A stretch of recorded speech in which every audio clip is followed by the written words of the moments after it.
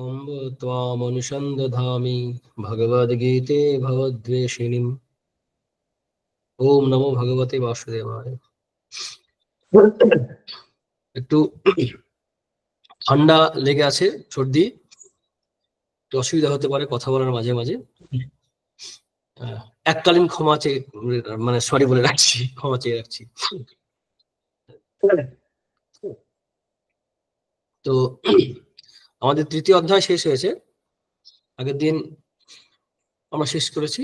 সেখানে ভগবান বললেন যে আমাদের যে কামনা বাসনা, কাম ক্রোধাদি যে শ্রীকৃষ্ণের যে অর্জুনের যে প্রশ্ন ছিল যে মানুষ কেন অনিচ্ছন্নপি, ইচ্ছা না করেও কেন পাপ আচরণ করে, চাই না তবু করে কেন, তার মূল কারণ হচ্ছে কাম। এসে ক্রোধে এসে বলেছেন যে কামনা, কাম, তার জন্য মানুষ পাপ করে। এবং এটাকে নাশ কিভাবে করা যাবে তারও উপায় বলেছেন। একদম শেষের দিকে আমরা পাই, শেষ শ্লোকে 43 নম্বর শ্লোক সম্ভবত, সেখানে পাচ্ছি যে এবং বুদ্ধে পরং বুদ্ধা সংস্তভ্যাত্মাত্মাত্মানম কাম জয়শত্রু মহাভব কামরূপ দুরাসদম। অর্থাৎ এই কামরূপ যে শত্রু, কামনা যে শত্রু, সংকীর্ণ এবং বৃহত্তর অর্থেও, একে নাশ করতে গেলে বুদ্ধির পারে যে সচ্চিদানন্দ স্বরূপ আমাদের বুদ্ধের পর যে বলা হচ্ছে যে ইন্দ্রিয়ানি পরান্ন ইন্দ্রিয়ভ্য পরাং, মানে মনুষ্যস্থ পরা বুদ্ধি যে বুদ্ধি পরাধস্থ সেই আত্মতত্ত্ব, সেই আত্মার আমার নিজের যে স্বরূপ, আত্মস্বরূপে প্রতিষ্ঠিত হলে, যা পূর্ণ স্বরূপ, যেখানে কোনো অভাব অভিযোগ কামনা থাকে না, সেখানে প্রতিষ্ঠিত হলে, সে জায়গায় রিচ করলে, পৌঁছালে, তখন আমাদের মধ্যে এই সমস্যাটা আর থাকবে না। তখন সে আত্মার দ্বারা আত্মাকে জয় করা হবে, সেই কথাটা বললেন। অর্থাৎ শেষ পর্যন্ত আমরা তৃতীয় অধ্যায়েও দেখলাম, কর্ম হোক আর জ্ঞান নিষ্ঠায় হোক, যাই হোক না কেন, সেই আত্মতত্ত্বের কথায় আসছে, আত্মজ্ঞানের কথায় আসছে, জ্ঞান মূল যে তত্ত্ব, এই যোগ, এরই কথা আসছে। এখানে পৌঁছাতে পারলে আমাদের জীবনের সমস্যার সমাধান মিটবে, পরমার্থ প্রাপ্তিও হবে, এবং আত্যন্তিক দুঃখের নিবৃত্তি হবে, এবং যে পাপ প্রবৃত্তি তৈরি হয় আমাদের মধ্যে অপূর্ণতাজনিত, সেগুলো নষ্ট হবে। এই প্রসঙ্গ ধরেই শ্রীকৃষ্ণ যাওয়ার যখন বলছেন, শ্রী ভগবান সেটা কি বলছেন, যে এই যে দ্বিতীয় তৃতীয় অধ্যায় জুড়ে যে বললাম আত্মতত্ত্বের কথা, বা জ্ঞাননিষ্ঠা এবং কর্মনিষ্ঠা সহ যে যোগের কথা আমি বললাম, সেই যোগের বিষয় আবার তুললেন। কি বললেন? প্রথম শ্লোকে চতুর্থ অধ্যায় শুরু করছি। চতুর্থ অধ্যায়, শ্রী ভগবান বাচ ইমং বিবস্বতে যোগং প্রত্যবান অহম অব্যয়ম বিবস্বান মনবে প্রাহ মনোরিক্ষা কবে ব্রবীত। এই যে যোগ, এই যে আত্মতত্ত্ব, অর্জুন তোমাকে বললাম, দ্বিতীয় অধ্যায়ে বললাম, এবং কামনার উপর বিজয় পেতে, কামের উপর বিজয় পেতে, কামরূপ শত্রুকে নাশ করতে যে যোগের কথা আমি ইন্ডিকেট করলাম, তা এই আজকের নয়, অনেক পুরনো। এবং এই যোগের কথা আমি বলেছি অনেক আগে। অর্থাৎ কোথায়? সূর্যকে বলেছেন, বিবস্বান, বিবস্বান সূর্য। ইমং যোগম প্রত্যবান অহম অব্যয়ম অব্যয়ম যোগম। এই যোগ অব্যয় কেন না? এই যোগ ওই সময় ভ্যালিড ছিল, এখন ভ্যালিড নেই এমন নয়, কিন্তু চিরদিনই ভ্যালিড আছে। সেই যোগই তোমাকে আবার আমি বলেছি, যেটা সেটাই অন্যদের অনেককেই বলেছি। এটা পরম্পরাক্রমে চলে এসছে, এমন নতুন কিছু দিচ্ছি। নতুন কিছু অনেক সময় দেওয়া হয়, অনেক সময় বলে ডাক্তারে যে আগের ডাক্তার কি দেখিয়েছেন, দেন দেখি প্রেসক্রিপশন দেখে বলেন উনি ঠিকই ওষুধ দিয়েছেন, তবে আমি আরো কিছু অ্যাড করে দিচ্ছি, সারেনি যেহেতু, বা আরো কিছু প্রবলেম দেখা দিয়েছে। তেমনি করে যুগ প্রয়োজনে বা যুগ প্রয়োজনে এসে ভগবান অবতারত্ব একটা ঘোষণা করবেন, আমরা পরেই পাবো। তো তিনি যুগ বা প্রয়োজন অনুসারে শাশ্বত যে তত্ত্ব সেটাকে একই রাখেন, একটু আধটু মডিফাই করে দেন, চেঞ্জ করে দেন, যুগোপযোগী করে দেন। তো বলছেন যে আমি বিবস্বানকে বলেছিলাম, বিবস্বান মনুকে বলেছেন, মনু আবার ইক্ষাকুকে বলেছেন, ইক্ষাকু একে বলেছেন। এইভাবে পরপর চলে এসছে এই যোগ বা আত্মতত্ত্বের কথা।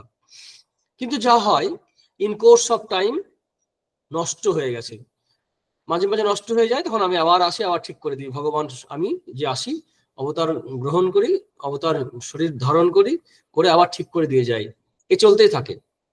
তাই পরের শ্লোকে সেটাই বলছেন, এবং পরম্পরা প্রাপ্তম ইমং রাজর্ষয় বিদুঃ সকালেন মহতা যোগ নষ্ট পারন্তব। আর আমরা যদি দেখি এই যে সিকোয়েন্সটা বললেন, এরা সবাই কিন্তু বেশিরভাগই কিন্তু সন্ন্যাসী নয়, বেশিরভাগই দেখা যাচ্ছে কি রাজর্ষি। বিয়স্বান, মনু, ইক্ষ্বাকু, এদেরকে যদি দেখি আমরা দেখবো সবাই হচ্ছে রাজর্ষি, অর্থাৎ রাজা এবং ঋষি। অর্থাৎ গীতার টার্গেট কিন্তু যদি বলি, একটু উপহাস করে বলা যেতে পারে, মজা করে বলা যেতে পারে, কিন্তু ভিখারি সৃষ্টি করা নয়, রাজর্ষি সৃষ্টি করা। অর্থাৎ বাইরে তাদের মেটেরিয়াল প্রসপারিটি থাকবে, জাগতিক সমৃদ্ধি হবে, অলরাউন্ড ডেভেলপমেন্ট যেটা বলা হয়, অর্থাৎ আমাদের জাগতিক অভ্যুদয় যেটা বলা হয়, অভ্যুদয় সেটাও হবে, এবং নিঃশেষ যেন তার চেষ্টা থাকবে। অর্থাৎ অভ্যুদয় এবং নিঃশেষ এই দুটোই একসঙ্গে হবে। অর্থাৎ অন্তরে ঋষি, বাইরে রাজা। এমনি সন্ন্যাসীদের ক্ষেত্রে কি হয়, বাইরেও সে দৈন্য দশার মতো থাকবে, তার জগতের প্রতি নির্ভর, জগতের মেটেরিয়াল নিয়ে থাকে না, কিন্তু অন্তরে সন্ন্যাসী, অন্তরে ঋষি। এই যারা রাজারা ছিলেন, এটাই প্রমাণ দিচ্ছে যে গৃহস্থাশ্রমে থেকে বা সোসাইটির বড় বড় রেসপন্সিবল পোস্ট হ্যান্ডেল করেও কোনো মানুষ, কোনো ব্যক্তি, সে রাজা হতে পারে, সে মিনিস্টার হতে পারে, সবাই কিন্তু এই যোগ প্র্যাকটিস করতে পারেন।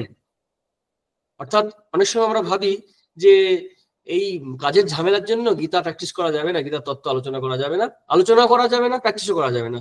কিন্তু শ্রীকৃষ্ণের এই কথা শোনার, এইরকম ভয়ঙ্কর যুদ্ধের পরিবেশে যদি অর্জুনের সময় থাকে, তো আমাদের আরো বেশি সময় থাকা উচিত, আরো বেশি সময় করে নেওয়া উচিত, আরো বেশি গুরুত্ব দেওয়া উচিত। আসলে ব্যাপারটা হচ্ছে কি, আমরা গুরুত্ব দিতে চাই না, আমরা ওটাকে খুব ইম্পর্টেন্ট মনে করি না। আর যদি ইম্পর্টেন্ট মনেও হয় কখনো কখনো, আর্জেন্ট মনে হয় না, থাক পরে হবে, থাক পরে হবে। এখানে যেটা বলছিলাম, যে এই যে রাজর্ষি ব্যক্তি যারা আছেন, রাজা, এদের মাধ্যমেই পরপর চলে এসছে। কিন্তু তিনি বলছেন কি, সকালে না ইহ মহতা যোগ নষ্ট পারন্তব্য। কালে মানে সময়ে আস্তে আস্তে কি হয়, যোগ নষ্ট হয়ে যায়। কেন নষ্ট হয়, আমরা ভূমিকা প্রথম ক্লাসে আমরা আলোচনা করেছিলাম যে পরম্পরাক্রমে আসার সময় কি হয়, একটা ভাব ধারা, ধর্মের বা আধ্যাত্মিক যে জ্ঞান বা নলেজ, বিদ্যা, সে হতে পারে জাগতিক বিদ্যা, হতে পারে মানে অন্যান্য বিদ্যা, বিজ্ঞান হতে পারে, সাহিত্য হতে পারে, সংস্কৃতি হতে পারে, সবকিছু হতে পারে, সংস্কৃতি। তো যদি অযোগ্য লোকের মাধ্যমে প্রবাহিত হয়, যেমন একটা নদীর ধারা বয়ে যাচ্ছে, যদি নুড়ি পাথর ইত্যাদি জমতে থাকে, খানাখন্দে ডাস্টবিন থেকে যেমন মালপত্র সব ফেলে দিয়ে ছুড়ে, সে নদী ভরে যায় না, ঠিক সেরকম ভাবে এই অযোগ্য লোকেদের দ্বারা কোনো একটা ভাবধারা তখন আর ঠিক বয়ে যায় না। সব ভাবান্দোলনে হয় এটা। এটা চৈতন্যদেবের, যীশুখ্রিস্ট, এমনকি বৌদ্ধ ধর্মের সব ক্ষেত্রেই হয়েছে। এমনকি এখন যে রামকৃষ্ণ বিবেকানন্দ ভাবধারা বলা হয়, এও একদিন এরকম, যারা এটাকে ক্যারি করছে, গৃহী এবং সন্ন্যাসী ভক্তরা মিলে, তাদের মধ্যে যদি অযোগ্যতা প্রবেশ করে, কিরকম অযোগ্যতা না, অনুচ্ছাত্রী নাম কামোদ ভাবাত, যেটা শঙ্করাচার্য বলছেন উপোদ্ঘাত ভাষ্যে, যে যারা এটাকে অনুষ্ঠান করবেন, এটাকে যারা নিয়ে এগিয়ে যাচ্ছেন, তাদের মধ্যে যদি দুর্বলতা তৈরি হয়, তাদের মধ্যে যদি অজিতেন্দ্রিয়ান, এই শব্দগুলো আছে, তাদের মধ্যে যদি মানে ইন্দ্রিয়ের লালসা বেড়ে যায়, নেম এন্ড ফেমের দিকে ঝুঁকে পড়ে, অর্থাৎ যারা মাধ্যম, সে মাধ্যম যদি অযোগ্য হয়ে যায়, যন্ত্র যদি অযোগ্য হয়ে যায়, তখন সেই ভাবধারা নষ্ট হয়ে যায়। সকালে না মহতা যোগ নষ্ট পারন্তব। তো এইভাবে নষ্ট হয়ে যায়, কিন্তু ভগবান আবার যুগে যুগে আসেন, এসে আবার সেটাকে ঠিক করে দিয়ে যান।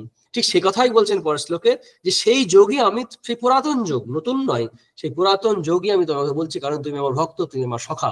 সয়বায়ং মায়াতে অদ্য যোগ প্রত্যে পুরাতন ভক্তসি মে সখা চেতি রহস্যং হেতু উত্তমম। সে উত্তম রহস্যময় যে মনে হয়, রহস্য এই কারণে, কারণ সাধারণের কাছে এটা অ্যাভেলেবল নয়, সাধারণ জানে না, বোঝে না, গ্রহণও করতে পারে না। অথচ রাজর্ষি ব্যক্তি যারা ছিলেন, তারা কিন্তু গ্রহণ করতেন। ধর্ম কিন্তু খেয়াল রাখতে হবে যে এক সন্ন্যাসী, ব্রাহ্মণ, রাজা, এরাই কিন্তু পালন করেছেন। বেশিরভাগ সাধারণ মানুষ, তাদের দিন আনি দিন খায়, পেটের চিন্তায় তাদের ধর্মকর্ম পালন করার সময় হয়ে ওঠে না। এই কালচার, সংস্কৃতি, এমনকি ধর্মের এই দিকটাও কোনো কোনো ক্ষেত্রে হয়তো ধর্ম মানুষকে খুব হেল্প করে ঠিকই, কিন্তু ধর্মের আসল তত্ত্ব, মূল তত্ত্ব অনেক সময় মানে খালি পেটে ধর্ম হয় না, শ্রীরামকৃষ্ণের বিখ্যাত কথা আছে, তো তারা নেওয়ার অবসর হয় না। আবার অত্যন্ত বিলাস অবস্থা যারা থাকে, তাদের দ্বারাও ধর্মকর্ম করা যায় না, কারণ তারা ভোগে মত্ত হয়ে পড়ে। কিন্তু যদি এসব থাকা সত্ত্বেও যদি দেখা যাচ্ছে যে ভগবানের মন দিচ্ছে, তাহলে জানতে ভগবানের বিশেষ কৃপা আছে। তো এই যে লিস্ট দিলেন, এর দ্বারা গীতার যে তত্ত্ব, আত্মতত্ত্ব বা গীতার যে রহস্য, সেটার যে প্রাচীনতা, পুরাতন যে ভাব এবং এর স্তুতি হচ্ছে, এই ব্রহ্মবিদ্যার স্তুতি করার জন্য, এটা আজকের নয়, নতুন নয়, পুরনো, বহুদিন ধরে চলে আসছে। এই বিদ্যার স্তুতি হচ্ছে এই এই 3টে শ্লোকের মধ্যে ভগবান করলেন। এখন স্বাভাবিকভাবেই অর্জুনের মনে প্রশ্ন উঠবে যে সখা, তুমি বা আপনি বলছেন যে আপনি এই কথা আপনি বলেছেন অনেক আগে, এটা কি করে সম্ভব? আপনি তো এই কদিন আগে জন্মেছেন, আপনার কাহিনী তো ঘরে ঘরে আমরা শুনতে পাই, কিছুদিন আগের ঘটনা, যে এরকম কংসের কারাগারে জন্ম হয়, এরকম এরকম ঘটনা তো শুনেছি আমরা, এটা কি করে সম্ভব? এই প্রশ্নটা অর্জুন করছেন। অর্জুন বাচ অপরং ভবত জন্ম পরং জন্ম বিবস্বত কথম এতাদ বিজানিয়াং তমাদৌ প্রত্যবানিতি, যে তোমার তো জন্ম হয়েছে অপরং জন্ম, অপরং মানে হচ্ছে অর্বাচীন কালে, মানে এখন, আধুনিক। আপনার জন্ম, ভবত জন্ম মানে তোমার জন্ম বা আপনার জন্ম হচ্ছে এখন।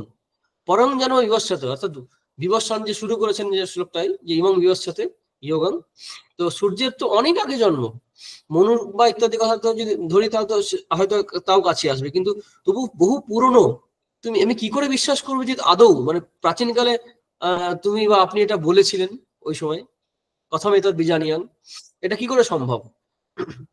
ঠিক বুঝতে পারছে না। তখন শ্রীকৃষ্ণ বলছেন যে তুমি সব জানো না, আমি কিন্তু সব জানি। আমার একটা জন্ম হয়নি, তোমারও অনেক জন্ম হয়েছে, কিন্তু তুমি সবগুলো জানো না। শ্রী ভগবান বাচ বহুনেমি ব্যতীতানি জন্মানি তব চার্জেন তান্যহং বেদ সর্বাণি নত্যং বেত্ত পরন্তপ। আমি অনেক জন্ম আমার হয়েছে, তোমারও হয়েছে, জন্মানি তব, তোমারও তা হয়েছে, কিন্তু আমি সবগুলো জানি, আমার মাথায় আছে। আমি কে তার পরিচয় তোমাকে আমি দিচ্ছি, তুমি সেগুলো জানো না। আমি কে শোনো। এই হচ্ছে ভগবান আত্মপ্রকাশ করছেন শ্রীকৃষ্ণের কাছে।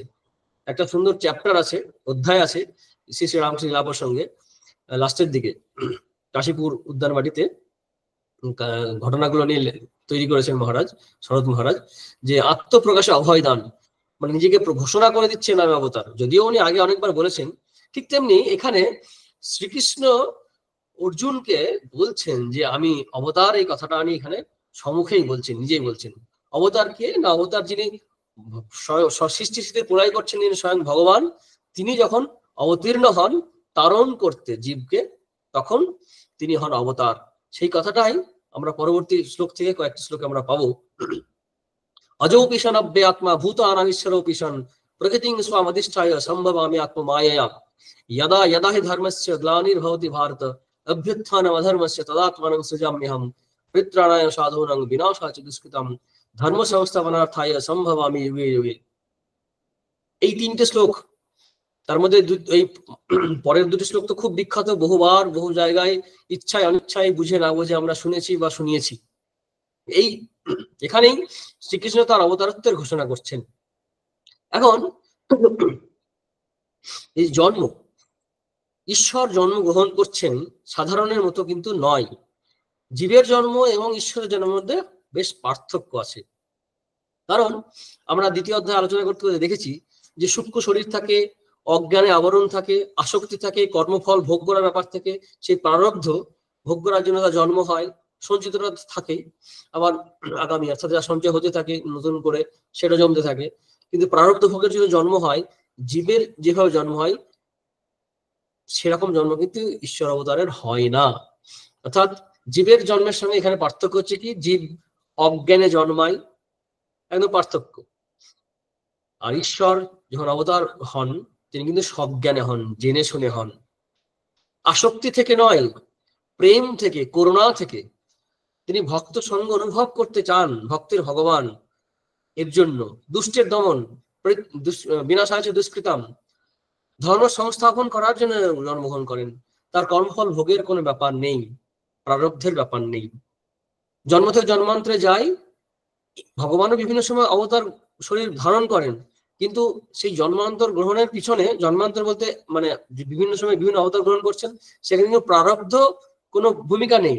তিনি স্বেচ্ছায় নিজে প্রকৃতিং স্বামধিষ্ঠায় অজৌপি সনব্যে আত্মা, অজৌপ আমার জন্ম মৃত্যু নেই, পারমার্থিক দৃষ্টিতে তো নেই, বলছেন অজৌপি সনব্যে আত্মা, আমার কখনো জন্ম না হলেও, আমি অব্যয় আত্মা হলেও আমি কিন্তু কি করি, নিজের প্রকৃতিকে, নিজের মায়াকে অবলম্বন করে স্বাম প্রকৃতি মানে নিজের মায়াকে, প্রকৃতি অধীন আমরা সবাই মায়ার অধীন।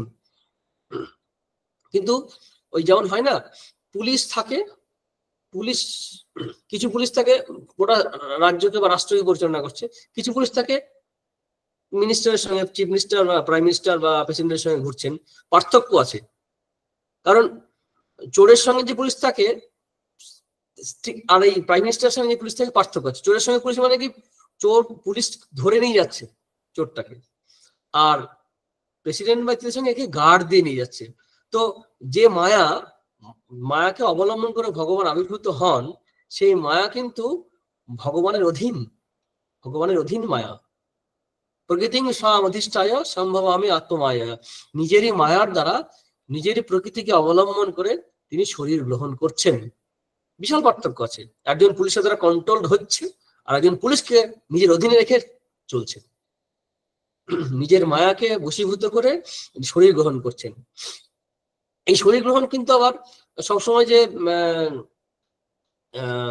শরীর গ্রহণ সম্বন্ধে একটা কথা বলা যায় যে সাধারণত জীবের ক্ষেত্রে পঞ্চভূতের শরীর সৃষ্টি হয়, ঈশ্বরের ক্ষেত্রে কিন্তু ওই সূক্ষ্ম শরীরের মাধ্যমে পঞ্চভূতকে অবলম্বন করে শরীর সৃষ্টি হচ্ছে না।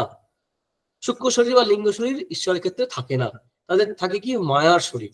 অর্থাৎ তিনটে স্টেজ যদি ধরি, যে এক মায়া প্রকৃতি, সেই মূলা প্রকৃতি বা মায়া থেকে ভূত সমূহ সৃষ্টি হচ্ছে, সেই ভূত থেকে জীবের শরীর তৈরি হচ্ছে। ঈশ্বরের ক্ষেত্রে মায়া থেকে ডাইরেক্ট শরীর তৈরি হচ্ছে, ঈশ্বরের ক্ষেত্রে মায়া থেকে ডাইরেক্ট পঞ্চভূতকে নিচ্ছে। সূক্ষ্ম শরীরের কনসেপ্টটা ঈশ্বরের ক্ষেত্রে থাকছে না। আবার আরেকটা ঘটনা, যে ঈশ্বর কিন্তু অজনী সম্ভব বা অজনী সম্ভব, অর্থাৎ ঈশ্বরের সবসময় যে মাতৃগর্ভে থাকতে হবে, গর্ভবাস স্বীকার করতে হবে, এমনটা কিন্তু নয়। উদাহরণ দিতে পারি নৃসিংহ অবতার। ওই যখন প্রহ্লাদ প্রার্থনা করলেন করজোরে এবং হিরণ্যকশিপু বললেন তোর বিষ্ণু কি এই থামের মধ্যে আছে, তখন বললেন হ্যাঁ, তিনি সব ভরি সর্ব আছেন, জলের স্থলে সর্বত্র আছেন। তারপর তো সে কাহিনী আমাদের জানা, তিনি এমন একটা মূর্তিতে আবির্ভূত হলেন, সেটা আমরা জানি নরসিংহ মূর্তি।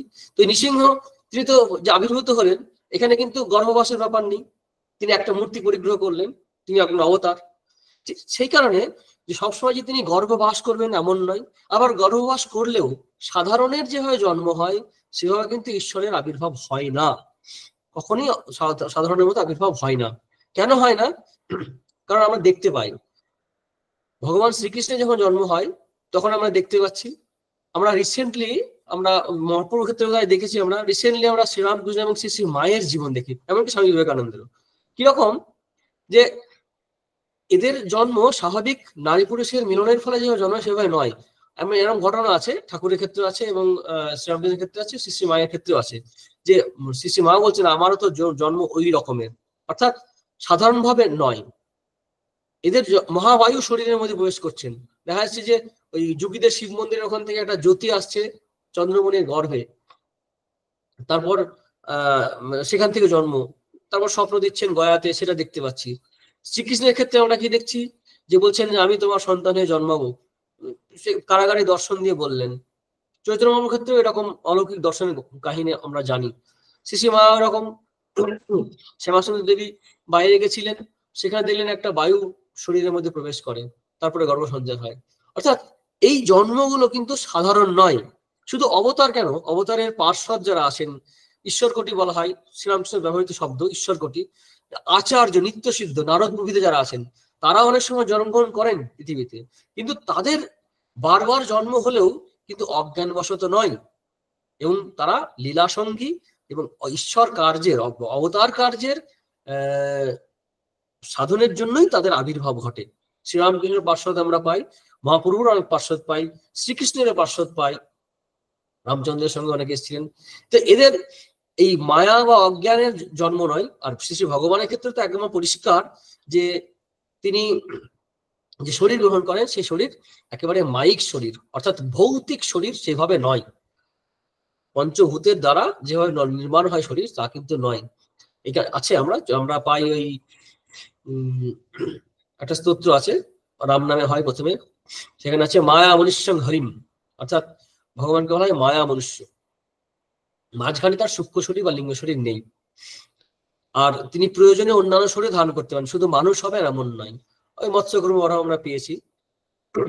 এই অবতারের মধ্যে দেবভাব থাকে, মানব ভাব থাকে, দুটোই থাকে। দেব মানব ভাব অর্থাৎ দেবভাব এবং মানব ভাব দুটোই থাকে।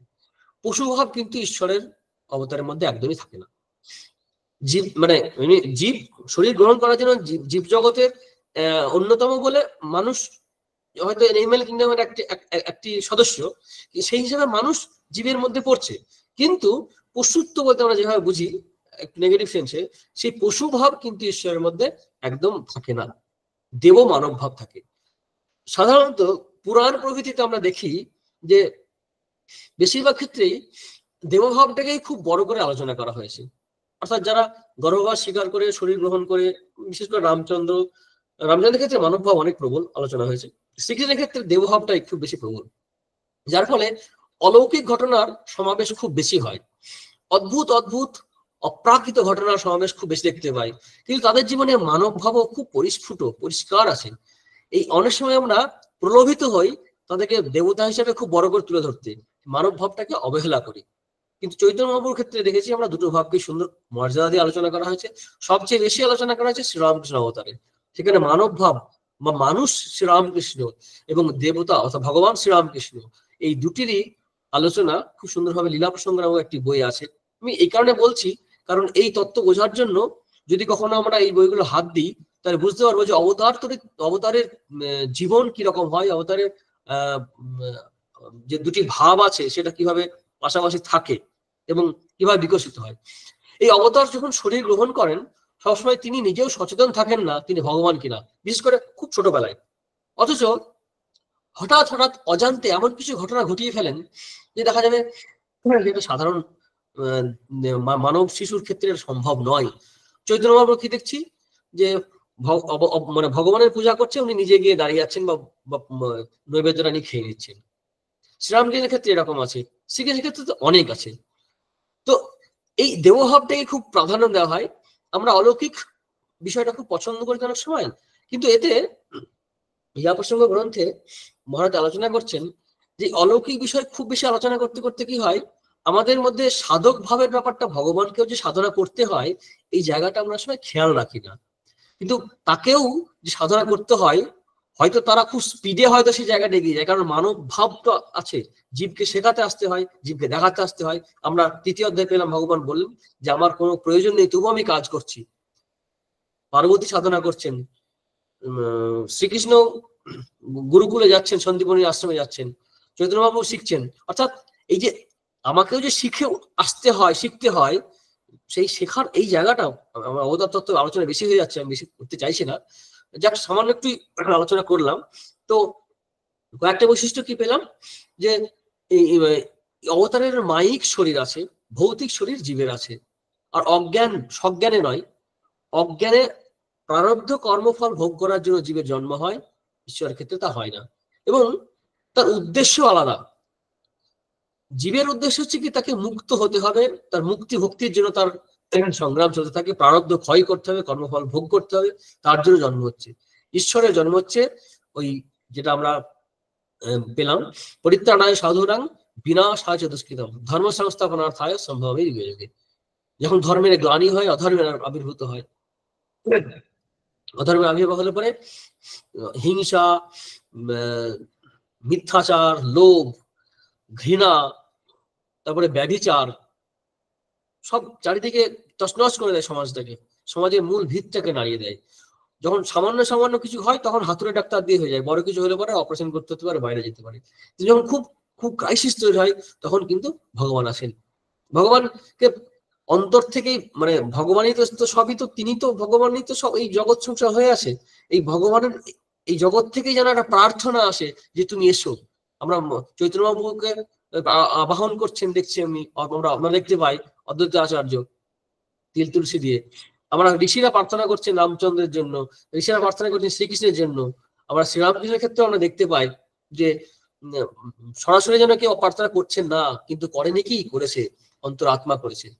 যখন চারিদিকে গরম হয়ে যায়, গরম বায়ু যখন উত্তপ্ত হয়ে পড়ে তখন ঠান্ডা বায়ু বা অন্য বায়ু ছুটে আসে সেই সেই জায়গায় পূরণ করার জন্য, মানে সেই জায়গাটা যাতে ভরে দেওয়ার জন্য প্রাকৃতিক নিয়মে। ঠিক তেমনি যখন মানুষের অন্তরাত্মা যখন কাঁদে তখন সেই অন্তরের দেবতা, কারণ অন্তর্যামী তিনি, সমস্ত মানে সূক্ষ্ম সমষ্টি শরীর, তার অন্তরে আরতি প্রার্থনা ভগবানের সিংহাসনে গিয়ে পৌঁছায়, তখন ভগবান অবতার শরীর গ্রহণ করেন জীবকে কৃপা করার জন্য।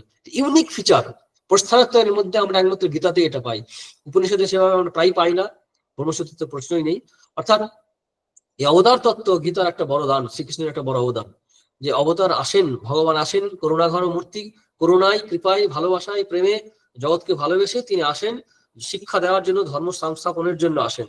এবং এর দ্বারা কি হয়, তিনি যেমন দুষ্টের দমন করেন, শিষ্টের পালন করেন, নতুন নতুন আদর্শ স্থাপন করে দিয়ে যান যুগোপযোগী, যখন যেরকম যে প্রয়োজন হয়।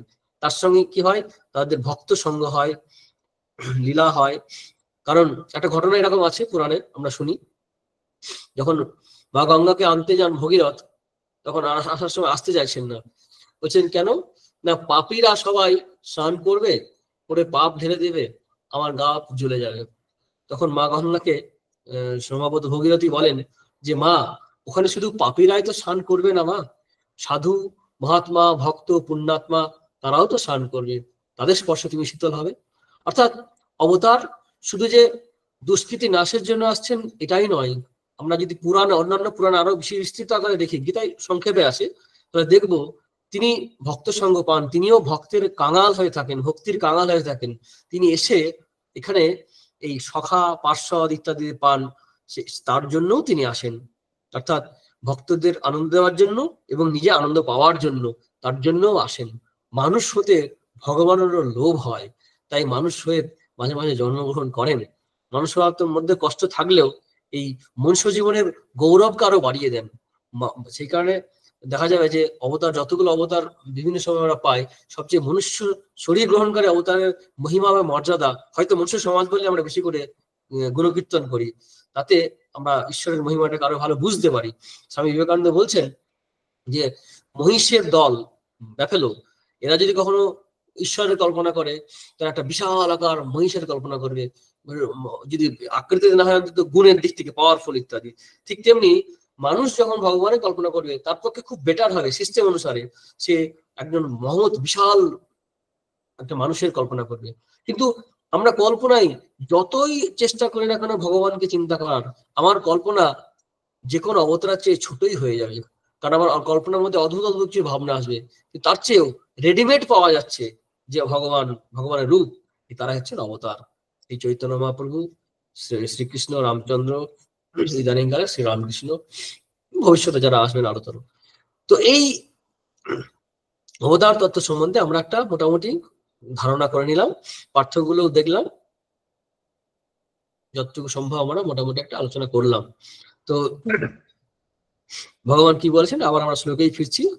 অজৌপিশন অব্যয়াত্মা ভূতানামিশ্বরোপিশন প্রকৃতিং স্বামধিষ্ঠায় সম্ভবামি আত্মমায়য়া यदा यदा हि धर्मस्य ग्लानिर्भवति भारत अभ्युत्थानम् अधर्मस्य तदात्मानं सृजाम्यहं परित्राणाय साधूनां विनाशाय च दुष्कृतं ধর্ম সংস্থাপনার্থায় সম্ভবামি যুগে যুগে। এই গেল অবতারের আবির্ভাব পর্যন্ত।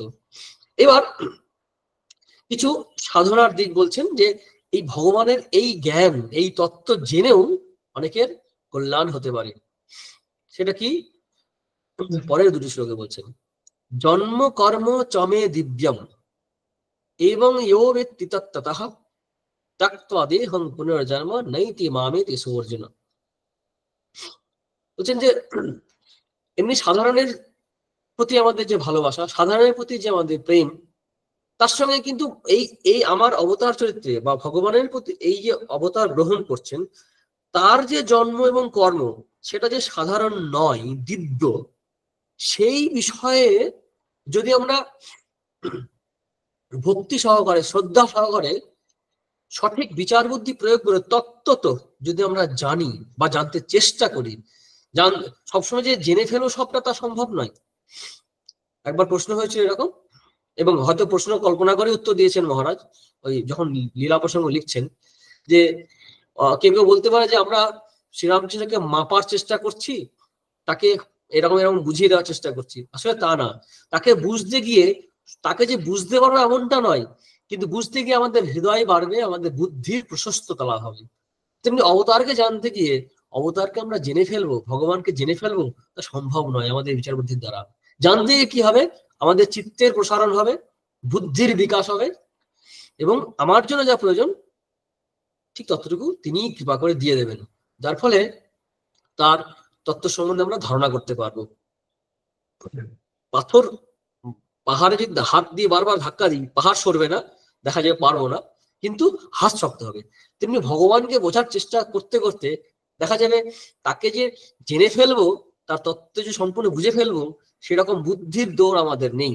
কিন্তু বুঝতে গিয়ে আমাদের বুদ্ধির একটা যে সার্থকতা লাভ, বুদ্ধি সার্থক হবে, বুদ্ধির সার্থকতা হবে, এবং হৃদয়ের বিকাশ হবে, পবিত্রতা সাধন হবে। কারণ এই জাগতিক বিষয়ের তো নয়, উল্টো আলাদা তো। এই জগৎ, জগৎ নয়, জগন্নাথ তিনি, তিনি সেই স্বয়ং ভগবান, তিনি এসেছেন অবতার হয়ে। তার জন্ম এবং কর্ম, এবং পরে আরো আরো বলবেন, এই অধ্যায়ে আছে, অন্যান্য অধ্যায়ে ছড়িয়ে আছে, পুরাণাদিতে প্রচুর পরিমাণে পাবো আমরা। এছাড়া রামায়ণ মহাভারতে আছে, চৈতন্য চরিতামৃত এবং লীলা প্রসঙ্গ ইত্যাদি বইগুলো আছে, আমরা অবতারের বিভিন্ন সময়ে যে অবতার গ্রহণ করেছেন তার তত্ত্ব আমরা জানতে পারবো। সেখানে জন্ম, কর্ম, তার লীলা, রূপ, গুণ সবকিছু আমরা পাই আমরা।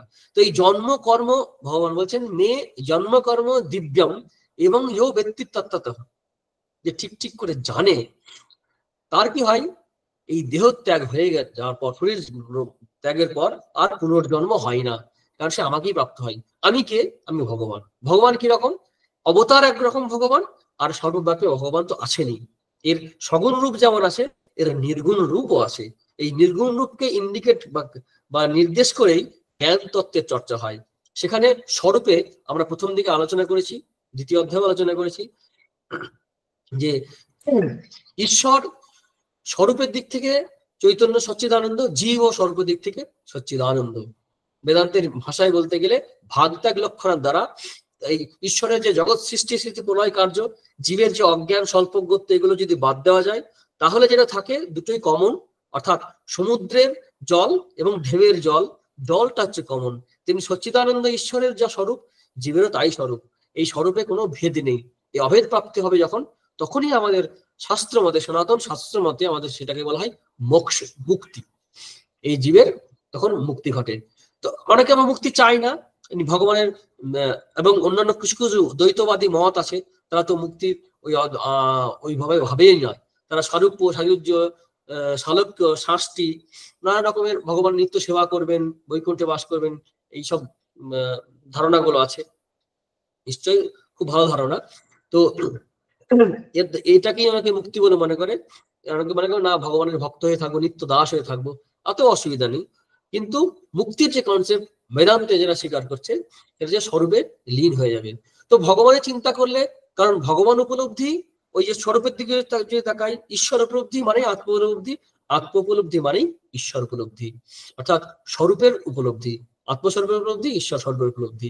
এর দ্বারা তার মুক্তি হবে, ভক্তি চাইলে ভক্তি হবে, যে চাইবে তাই হবে। এখানে ভগবান বলছেন যে তার কিন্তু অজ্ঞানের আবরণটা খসে যাবে, কারণ তার জ্ঞানও হয়ে যাবে, ভগবান কৃপা করে জ্ঞানও দেবেন, যার ফলে তার প্রারব্ধ যতদিন আছে শরীরটা থাকবে, তারপরে ভগবানের ইচ্ছায় নতুন শরীর হতে পারে, নাও হতে পারে, কিন্তু প্রারব্ধ বশত আর তার জন্মের ব্যাপার থাকবে না। তাই জন্মকর্ম, এই যে দিব্য জন্মকর্ম ভগবানের অবতার লীলা, তার অনুধ্যান, লীলা চিন্তন, তার তার সেই বিষয়ে চর্চা করা, তার তত্ত্ব বোঝার চেষ্টা করা, রূপ গুণ তত্ত্ব, তিনটে বিষয় যদি চিন্তা করে, জন্মকর্ম তার মধ্যেই পড়ে যাবে, তখন তার সেই ভক্তি, ভক্তের দ্বারা কি হবে, আর পুনর্জন্ম হবে না, সে ভগবানকেই প্রাপ্ত হবে। এটা করতে গেলে কিছু তাকে প্র্যাকটিস করতে হবে, সেটা দ্বিতীয় অধ্যায়ে বলছেন, এই পরের শ্লোকে, দ্বিতীয় শ্লোকে বলছেন, এর মানে এর যে দুটো শ্লোক বললাম তার পরের শ্লোকটা, যে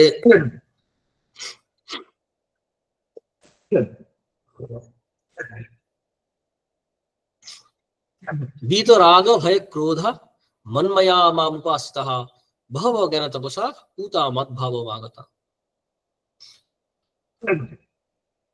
বহব জ্ঞান তপসা, অনেকে, একজন নয়, এ অনেকেই আগে পেয়ে এসছে, মানে শুধু শ্রীকৃষ্ণ অবতার নয়, অন্যান্য অবতার এসছে, এখনো আসতে পারে, ভবিষ্যতেও আসবে। বীতরাগ, অর্থাৎ বীতরাগ, বীত ভয়, বীত ক্রোধ, পরপর সবাইকে নিতে হবে বীতের সঙ্গে। বীতরাগ আসক্তি। এখানে রাগ যখন বলা হচ্ছে খেয়াল রাখতে হবে, এটা ভগবানের প্রতি রাগ নয়, এটা হচ্ছে জগতের প্রতি রাগ। এই পরাঞ্চি খানি ব্যক্তি স্বয়ম্ভু, অর্থাৎ এই যে জগৎ সংসার, পরাগ প্রত্যেক নয়, এই জগতের প্রতি আমাদের যে আকর্ষণ, আসক্তি, এবং জগৎ থেকে যে ভয়, এবং জগৎকে কেন্দ্র করে আমাদের যে ক্রোধ, এইগুলো ত্যাগ করার কথা বলা হচ্ছে। বীতরাগ, এই রাগ ত্যাগ করতে হবে। এই রাগ জ্ঞান মার্গে জোর করে ত্যাগ করতে হয়, জগৎ অনিত্য বোধ করে। ভক্তি মার্গে ভগবানের চিন্তায় এতই মশগুল হয়ে থাকবে, ভগবানকে নিয়ে এতই ভাববে যে তার অন্য বিষয়ে আসক্তি হবে না, কারণ তার এই রূপ গুণ জন্মকর্ম যে দিব্য লীলা, সেই চিন্তা আসার ভাবনা নিয়ে তার কাজ চলবে, এবং যা কাজ করবে তার ভগবানের সমর্পণ করতে থাকবে। আগের দিন আমরা দেখেছি, আগের ক্লাসে, যজ্ঞার্থাৎ কর্মণ্যের, ভগবানের উদ্দেশ্যে যদি কর্ম করে, ভগবানকে নিয়ে যদি থাকে, তা সবকিছু ভগবতময় যদি হয়ে যায়, তখন তার আর এই জগতের প্রতি আসক্তি থাকবে না, এবং সেই আসক্তি ত্যাগের ক্ষেত্রে কষ্ট থাকবে না। ভক্তের বৈরাগ্য হচ্ছে প্রেম প্রসূত, অর্থাৎ এই বৈরাগ্যের মধ্যে কষ্ট থাকে না। আমরা সাধারণভাবে দেখি, একটা জিনিসকে ভালোবাসলে, একটা জিনিসকে পছন্দ করলে, অন্য জিনিসটা অটোমেটিক সরে যায় মন থেকে, এবং সেটা সরে যাওয়ার জন্য বা সেটাকে ত্যাগ করার জন্য কষ্ট হবে না। এই যে অনেকে দেশের জন্য প্রাণ দেয় বা ভগবানের জন্য ঘর বাড়ি ছেড়ে দেয়, সাধারণভাবে কেউ যদি ভাবে বাবা কি সম্ভব, অসম্ভব মনে হতে পারে, কিন্তু এটা আমরা ভুলে যাই, তার মনে থাকে প্রেম দেশের জন্য, জাতির জন্য, মানুষের জন্য, ভগবানের জন্য। যখন প্রেম প্রবল হয়ে ওঠে, তখন মানুষ অসাধ্য সাধন করে, অসাধ্য সাধন করতে পারে। তো সেই ভগবানের প্রতি প্রেম, তার তন্ময়তা, তার তন্মনস্কতা এত হয়ে যায় যে তার অন্য জগতের কোনো আকর্ষণ তাকে আর কিছুতেই পেয়ে ওঠে না। শ্রীরামকৃষ্ণ একটা উদাহরণ আছে কথামৃতে, যে অনুরাগ বাঘ কাম ক্রোধ রিপুকে কপ কপ করে খেয়ে নেয়, কপ করে খেয়ে নেয়। অর্থাৎ মানে ভগবানের প্রতি প্রেম অনুরাগ এতই প্রবল। এই যেমন চৈতন্য কৃষ্ণ গোপীদের এবং শ্রীকৃষ্ণের যে রাসলীলা সম্বন্ধে খুব নাকশিটকে অনেক উল্টো পাল্টা কথা বলা হয়, ঠাকুর সুন্দর শ্রীরামকে উত্তর দিয়েছেন, ওরে ওদের এতই ভগবত প্রেম, এত আনন্দ থাকে, তাদের কি তুচ্ছ দেহ সুখের বাসনা মনে আসতো না? তুচ্ছ শব্দটা খেয়াল রাখতে হবে, তুচ্ছ দেহ সুখের বাসনা থাকতোই না, কারণ ঊর্ধ্ব সহত অবস্থায় যে রাসলীলা ভগবান রচনা করেছিলেন বৃন্দাবনে, সেটা সাধারণ ছিল না, অপ্রাকৃত দিব্য লীলা। তো যা গবেষণা যাচ্ছি না, সেরকম ভগবত প্রেম বা ভগবানের মধ্যে টান আসে, এই জগতের টানের থেকে ভগবানের টান অত্যন্ত প্রবল। কিন্তু একটা জায়গায় না যেমন তো সেই অনুভব, টানটা আমরা অনুভব করতে পারবো না। তাই এই ব্যক্তি তত্ত্ব এইটা বলে দিয়েছেন, তো ঠিক করে জানতে হবে। এমনি সাধারণভাবে বই করে জানলাম এমন নয়, আবেগ মিশিয়ে, ভক্তি মিশিয়ে। তো সেই বিতরাগ ভয়, এবং তার ভয়ও হবে না, কারণ ভগবান সর্বব্যাপী, তিনি সর্বশক্তিমান, তিনি নির্ভয় হয়ে যাবে, তা কিসের ভয়, ভয় থাকবে না। ক্রোধও হবে না কোনো কিছুর জন্য, তার বাসনা অপূর্ণ থাকবে এমন না, খিটখিটে মেজাজ হবে না। আমরা এগুলো সম্বন্ধে পরিচিত, আমরা পরিচিত দৈনন্দিন জীবনে, প্লাস গীতায় আমাদের পরিচয় হয়েছে 2য় অধ্যায়ে, এগুলো আমরা জানি। তো এইগুলো ত্যাগ করার কথা বলা হচ্ছেন, তা বলছেন শ্রীকৃষ্ণ। এগুলো ত্যাগ করে কি বলছেন, মন মায়া, ওই যে এতক্ষণ ধরে আলোচনা করলাম, মন মায়া মানে তন্ময়া, তৎময়াট, মন মন মনময় মানে আমারময়, অর্থাৎ ভগবতময়ই হয়ে যাওয়া। এবং আমরা যে আশ্রয় করি, সবসময় একটা আশ্রয় খুঁজি, বলছে না আমাম উপাশ্রিতা, ভগবানকে আশ্রয় করে, অর্থাৎ ভগবানকে আশ্রয় করে ভগবতময় হয়ে থাকা, এটা যদি হয় অটোমেটিক এই বিতরাগ ভয় করে হয়ে যাবে। কিন্তু প্রাইমারি স্টেজে নিজেকে সচেতন ভাবে বিতরাগ ভয় করে ধরতে হবে, তাহলে এদিকে ডিস্টার্ব হবে। অর্থাৎ দুটো প্র্যাকটিস সাধকের, প্রবর্তক সাধক প্রাথমিক অবস্থায় দুটো প্র্যাকটিস চলতে থাকবে। সে একদিকে যুক্তি বিচারের দ্বারা আসক্তির জায়গা, ভয়ের জায়গা, ক্রোধের জায়গা থেকে সরিয়ে রাখবে নিজেকে, অর্থাৎ নেগেটিভ জায়গাগুলোকে দূরে রাখবে, আর পজিটিভ জায়গাগুলো প্র্যাকটিস করবে, চর্চা করতে থাকবে। কোন কিছু ত্যায্য আর কিছু গ্রাহ্য, সেই গ্রাহ্যগুলোকে জোর বারবার অনুসরণ করতে থাকবে। ভগবানের চিন্তা, রূপ গুণ, লীলা ধ্যান, প্রার্থনা, সাধন ভজন, নির্জন বাস যেগুলো বলা হয়, এগুলোর দ্বারা ভগবতময় কি করে হওয়া যাবে, তার চিন্তা কিভাবে করা যাবে, সেই জায়গাটা বারবার করতে থাকতে হবে। এবং সবকিছু বিষয়ে ভগবানের উপর নির্ভর করবে, বড় আশ্রয়, কারণ এই আশ্রয় অন্য সমস্ত আশ্রয় চলে যেতে পারে। আর যদি আমার রূপ আমাকে সম্মান, খ্যাতি, প্রতিপত্তি এনে দেয়, রূপ একদিন থাকবে না। নাম কোন গুণের জন্য যদি হয়ে থাকে, সেই গুণেরও কখনো উঁচু নিচু হয়, কোন ক্রিয়ার দ্বারা যদি হয়, ক্রিয়াটারও ক্ষয় বৃদ্ধি আছে। যৌবনের জন্য যদি আমার স্ট্রেংথের জন্য যদি কোনো কাজকর্ম করে থাকি, এই যৌবন একদিন চলে যাবে। অর্থাৎ সবই চলে যাবে। এই কোনো মানুষকে যদি আশ্রয় করি, সে মানুষও একদিন শরীর চলে যাবে, যতই ভালো হোক না কেন। হয়তো ভালো হলো, একমাত্র সম্পূর্ণ নির্ভরযোগ্য আশ্রয় হচ্ছেন ভগবান। তাই যে ভগবান কি না, এই আমরা বললাম আজ পেশন অব্যে আত্মা, এই নিজে স্বরূপ বলেছেন।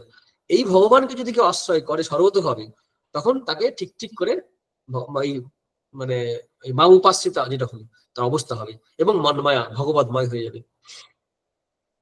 এইরকম ব্যক্তি কি হবে, এর তপস্যা কিন্তু অন্য তপস্যা করার দরকার হবে না। আমরা তপস্যা বলতে অনেক সময় কি করি, যে না খেয়ে না থাকা, উপবাস করা, চুল দাড়ি না কাটা, যেমন অসুস্থ পালন করে, বা শীতকালে ঠান্ডা জলে দাঁড়িয়ে থাকা, এগুলোর দ্বারা কিন্তু একটা ফল লাভ হয়।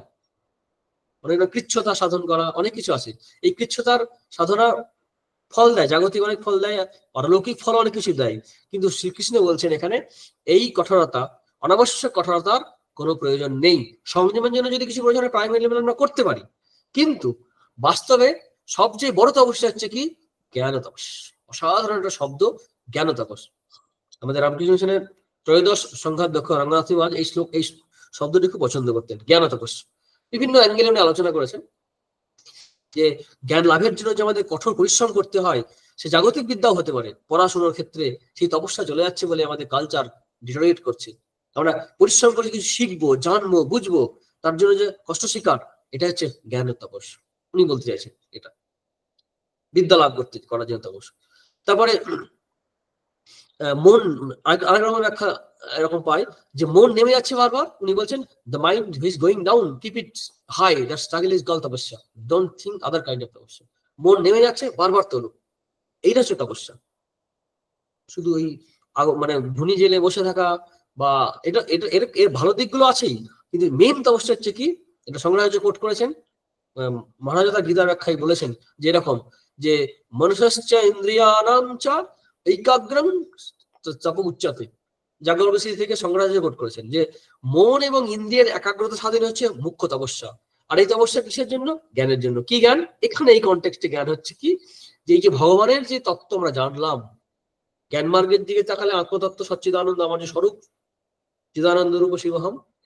ভক্তির দিক থেকে ভগবানের এই যে দিব্য রূপ গুণ, তিনি যে আবির্ভূত হয়েছেন, সবসময় তো পাওয়া যায় না, একটা টাইম পাওয়া যায়, পরে কিছু বছর ধরে, কয়েক শতাব্দী ধরে তার সময় চলে, পরে আবার নতুন করে আসেন, মানে যুগ চেঞ্জ হয়ে গেলে আবার নতুন অবতার আসেন। তো যে অবতার যে সময় আসেন প্রয়োজন অনুসারে, সেই অবতার বা পুরনো অবতার, যে কোনো অবতার হোক না কেন, সেই অবতারের জীবন, তার বিষয়ে জ্ঞান, তার বিষয়ে চর্চা করা, এবং সেই বিষয়ে মন দেওয়া। মন চলে যাচ্ছে, আবার মনটাকে ওইদিকে বারবার ঘুরিয়ে আনা, বারবার ভগবানের মনটা রাখা, এটা হচ্ছে জ্ঞান তপস। আবার জ্ঞান মার্গে যারা থাকে তারা বলে ওই যে শ্রবণ মনন নিধিধ্যাসন, বারবার এটা করতে থাকা, এটাই তার তপস্যা, এটাও বলে। আবার কর্মীরা বলে জীবের যে যে পঞ্চকোষ যে আছে, বা ইন্দ্রিয়গুলো আছে, কর্মীর অ্যাঙ্গেল থেকে ব্যাখ্যা করে নিষ্কাম কর্ম কিভাবে করা যাবে, সেটা করার জন্য যে সাধনা তপস্যা, তার বিষয়ে জ্ঞান অর্জন করা এবং সেটাকে প্র্যাকটিস করা, এটাকেও তপস্যা বলা হয়। যেভাবে হোক না কেন, এই জ্ঞান তপস্যা বলতে গেলে আমরা এখানে নিতে পারি প্রাসঙ্গিক, খুব বেশি প্রাসঙ্গিক হবে, যে এই যে ভগবানের তত্ত্ব, ভগবান সম্বন্ধে যে ঠিক ঠিক জানা, তাহা, এই তত্ত্ব তো জানা এবং সে জানার চেষ্টা করা, এই চেষ্টা করতে গিয়ে মন ডাইভার্টেড হয়ে যাবে, আবার তাকে ফিরিয়ে আনা, বারবার তাকে ফিরিয়ে আনা, আনতে আনতে যে জগৎকে আমরা দেখছি জগৎ, সেই জগৎটাকে একদিন জগন্নাথ দেখবো, যারা ঈশোপনিষদে আমরা পাই, ঈশাবাস্যম ইদম সর্বম যৎকিঞ্চ জগত্তাং জগৎ, সমস্ত জগৎ জুড়ে তিনি আছেন। সেটা তখন আমাদের আর অপবিত্র করবে না। তা নাহলে আমরা জগতের দিকে তাকালেই আমাদের জগতের রূপ গুণ সৌন্দর্য মাধুর্য দেখে আমরা মুগ্ধ হয়ে জগৎকে আমরা এনজয় করতে যাব, তাই আমাদেরকে অশুদ্ধ করে ফেলবে। কিন্তু যদি ভগবত দৃষ্টিতে করি, তখন সেটা আমরা পবিত্র করে ফেলবে আমাকে। একই জিনিস যদি দৃষ্টিভঙ্গি বদলে যায়, অ্যাটিটিউড বদলে যায়, মানসিকতা বদলে যায়, তখন জগৎ ব্রহ্মময়, যার যেবা মনে লয়, তখন এই জগৎটাই ব্রহ্মময় হয়ে যাবে। এই প্র্যাকটিস করতে করতে আমাদের পবিত্র সাধন হবে। অর্থাৎ জগতের দিকে তাকালে আমরা অপবিত্র হচ্ছি, জগন্নাথের দিকে তাকালে আমরা পবিত্র হয়ে যাচ্ছি, শুদ্ধতা সম্পাদন হচ্ছে, সেখানে ভীত রাগ ভয়ক্রোধ হয়ে যাচ্ছে। তার ফলে কি হচ্ছে, এই জ্ঞান, এই ভগবত জ্ঞান এবং ভগবত জ্ঞান লাভের জন্য যে মনটাকে বারবার নেমে যাচ্ছে, সেটাকে ফিরিয়ে আনা, এর দ্বারা আমরা পবিত্র হয়ে যাচ্ছি। পুতা ভব জ্ঞান তপসা পুতা মত ভাবাগতা। সে তখন ভগবান শ্রীকৃষ্ণ বলছেন যে তখন সে আমার ভাবে চলে আসে। আগেও এসছে অনেকে, একজন দুজন না, অনেকে মেনি, তারা আমার কাছে চলে আসবে। অর্থাৎ এটা একটা সাধনার কথা ভগবান বললেন, যে এটা বাইদি বাই অনেক রকমের অপশন শ্রীকৃষ্ণ বলছেন, কর্মযোগের কথা বলেছেন, ভক্তি জ্ঞান সুখের কথা বলেছেন। এখানে আমরা নতুন যোগ স্পেসিফিক্যালি আলাদা করে পেয়ে যাচ্ছে, একদম ভক্তির তত্ত্ব, একদম ভগবানকে কিভাবে মানে আশ্রয় করবে, কিভাবে ভগবতময় হবে, মন্ময়া মামুপাশ্রিতা জ্ঞানতবসা। এই আমি একমাত্র যে দিব্য জন্ম, আমার যে ভৌতিক শরীর নেই, মাইক শরীর আছে, আমি ভগবত মানে কৃপা পরবশ হয়ে জগৎকে ভালোবেসে খণ্ডন ভাব বন্ধন করার জন্য যে আসি জগৎকে, জগতের যে বন্ধনীয় আমি, ভববন্ধন খণ্ডন করার সমস্ত আমার যে আসে, এটা কিন্তু জীব, অন্য জীব পারে না, এমনকি আচার্যরাও পারে না জীবকে মুক্তি দিতে। অবতার চাইলে কিন্তু পারেন, এটাও একটা বিশেষ পার্থক্য জীবের সঙ্গে। তো তিনি কপাল মোচন, তিনি মানুষের অনর্ধ লঘু করে দিতে পারেন। কর্মফল ভোগ করতে হবে, যেখানে অনেক বড় বড় কষ্ট দুঃখ যন্ত্রণা থাকতো, তিনি কৃপা করলে, তার কাছে প্রার্থনা করলে, তিনি চাইলে সেটাকে ছোটর মধ্যে করে দিতে পারেন। হয়তো গোটা শরীরটা চলে যেত, হয়তো একটা আঙুল কেটে গেল, একটু রক্ত পড়লো, দিয়ে বড় একটা ফাড়া কেটে গেল, যেটা বলা হয়।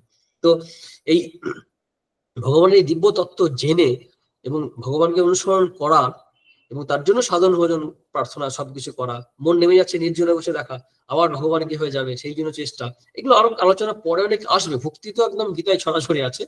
তো এই জ্ঞান তপস্যার দ্বারা পবিত্র হয়ে ভগবানের কাছে আশ্রয় গ্রহণ করা। এই দুটি শ্লোক অসাধারণ শ্লোক। তার আগে শ্লোকগুলো তো বিখ্যাত, সবাই বলে, কিন্তু তারপরে দুটি শ্লোক হচ্ছে কিভাবে সেই সেই অবতারকে, সেই ভগবানকে আমরা ব্যবহার করতে পারবো, বলতে গেলে ইউটিলাইজ করতে পারবো। জন্ম কর্ম চমে দিব্যম এবং ততঃ ত্যক্তা দেহং পুনর্জন্ম নৈতি মামিতি সুবর্জুন বিতরাগ ভয় ক্রোধা মন্ময়া মাম উপাসিতঃ ভব জ্ঞানতবসা পুতা মদ্ভব আগতঃ। এরপরে ভগবান একটা শ্লোক বলছেন, এই শ্লোকটি বিখ্যাত আমাদের কাছে আরো বেশি, কারণ 11ই সেপ্টেম্বর স্বামী বিবেকানন্দ এই গীতার একমাত্র শ্লোক যেটা কোট করেছিলেন প্রথম লেকচারে, ইয়ে যথা মাং প্রবুদ্ধন্তে তাং তথৈব ভজাম্যহম মম বর্তমান বর্তন্তে মনুষ্য পার্থ সর্বস্ব। যে যেভাবে আমাকে ভজনা করে আমি তাকে সেভাবে অনুগ্রহ করি, সবাই আমারই পথ অনুসরণ করছে, জ্ঞাতসারে বা অজ্ঞাতসারে। এখানে খেয়াল রাখতে হবে, যে যে পথ মানে কিন্তু নিষিদ্ধ পথগুলো নয়, অনৈতিক বা সদাচারবিহীন যদি হয় সেই পথকে বলা হচ্ছে না। অর্থাৎ এগুলো কিরকম, দ্বৈত অদ্বৈত বিশেষ অদ্বৈত মত হতে পারে, কৃষ্ণ হতে পারে, কেউ কালী হতে পারে, কেউ দুর্গা হতে পারে, কেউ রাম হতে পারে, বিভিন্ন মত হতে পারে, কেউ যিশু হতে পারে, আল্লাহ গড ঈশা মুসা বলা হয়, গানের মধ্যে আছে। তো যে যেভাবে যে পথে আসুক না কেন, শুধু আন্তরিক হতে হবে, মোরাল হতে হবে, নৈতিক দিক থেকে ঠিক থাকতে হবে। আর এই যে গুণগুলো একটু আগে বলা হলো, বিতরাগ ভয় ক্রোধা জ্ঞানতপসা, এই গুণযুক্ত হতে হবে। সে যে যে পথে অনুসরণ করো না কেন, সে কিন্তু ভগবানই তো বিভিন্ন ভাবে রূপ জন্ম জন্মান্তরে, এই যুগ যুগে তিনি নিজেকে প্রকাশ করছেন। শুধু তাই নয়, একই যুগেই ভক্তের কৃপা করার জন্য ভক্ত যেভাবে চায় ভগবান সেভাবে আবির্ভূত হন। এমনকি শ্রীকৃষ্ণ অবতারে লীলা পুরুষোত্তম বলা হয়, তিনি সেই একই জন্মে ওই লাইফস্টাইলের মধ্যে যাকে যে যেভাবে চেয়েছেন তার কাছে সেভাবে দেখা দিয়েছেন, ধরা দিয়েছেন। সখা কারো কাছে বাৎসল্য ভাবে দেখতে পাচ্ছি আমরা, সখা মধুর ভাব আমরা দেখতে পাচ্ছি গোপীদের কাছে, প্রেমিক প্রেমিকার মতো। সেই সেই যে তত্ত্ব, অসাধারণ তত্ত্ব, মধুর রস সেখানে পাচ্ছি। বাৎসল্য পাচ্ছি যশোদা বা আরো যারা গোপিনীরা ছিলেন বয়োজ্যেষ্ঠা, তারা ওইভাবে দেখতেন গোপালকে, ননি খাওয়াতে ইত্যাদি। এই অপূর্ব লীলা। তারপরে শত্রুভাবেও কেউ কামনা করছে, কংস, ভাগবতে বর্ণনা আছে, কামাত দ্বেষাত লোভাত সব রকম, যে যেভাবে তাকে চেয়েছে সে সেভাবে তার কাছে হাজির হয়েছে, তাকে দর্শন দিয়েছেন এবং ভক্তি বা মুক্তি দিয়েছেন। তো যে যেভাবে তাকে কামনা করে, যে যেভাবে যেতে চায়, সে সেভাবেই পেতে পারে। তবে নিষিদ্ধ পথে গেলে কষ্ট বেশি, যন্ত্রণা বেশি, বিপদ বেশি। সেই কারণে সাধারণভাবে শাস্ত্র নির্দিষ্ট ধর্মপথে চলার কথাই শাস্ত্র সবসময় বলে, গীতাও তাই বলেন, তসমাৎ শাস্ত্রাং পাওয়ানন্তে কার্যে কার্যে ব্যবস্থিত, ষোড়শ অধ্যায়ে আমরা পাবো। তো যেটা বলছেন ভগবান, যে যে যথামাং প্রপদ্যন্তে তাং তথৈব ভজাম্যহম মম বর্তমানে বর্তন্তে মনুষ্য পার্থ সর্বসহ। এখন হয়ে গেল আলোচনা মনে হচ্ছে। 11 নম্বর শ্লোক। তুই থাক নাকি সন্দীপ? হ্যাঁ মহারাজ, প্রায় 8টা 8 বেজে গেল। পুরো এতক্ষণ ভক্তি নিয়ে আলোচনা হলো বেশি আজকে। জ্ঞান কর্ম নয়। সুন্দরভাবে উপভোগ করছিলাম মহারাজের আলোচনা। তা এখন আমাদের মধ্যে যদি কারোর প্রশ্ন থেকে থাকে বিগত দিনের বা আজকের গীতা প্রসঙ্গভূত, তাহলে এখন আমরা মহারাজকে জিজ্ঞেস করে নিতে পারি।